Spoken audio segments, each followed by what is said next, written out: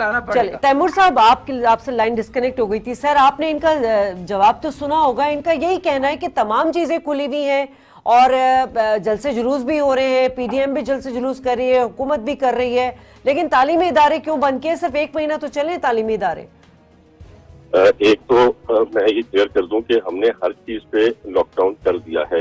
आज की लेटेस्ट जो खबर है उसमें कमिश्नर कराची ने कह दिया है कि all restaurants, indoor restaurants will be shut, marriage halls पे पाबंदी, स्पोर्ट्स क्लब्स पे पाबंदी, आपके जिम्स वगैरह हर चीज हमने बंद कर दिया। और उसके साथ ही यह स्कूल्स पे भी ये असर अंदाज हुए हैं। मेरे भाई की मैं बात से एग्री भी करता हूँ, पर मसला यह है कि उनके स्कूल में हो सकता है या 4 स्कूल में एसओपीज फॉलो हो रही हूँ, पर जो हम स्कूल जाके विजिट करते हैं तो हमें बहुत सी डिस्क्रिपेंसीज मिलती हैं जिसकी वजह से हमें एक्शन लेना पड़ता है।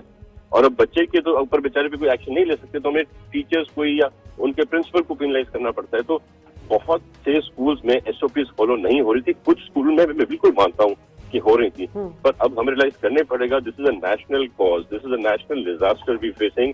बहुत खतरनाक वबा है।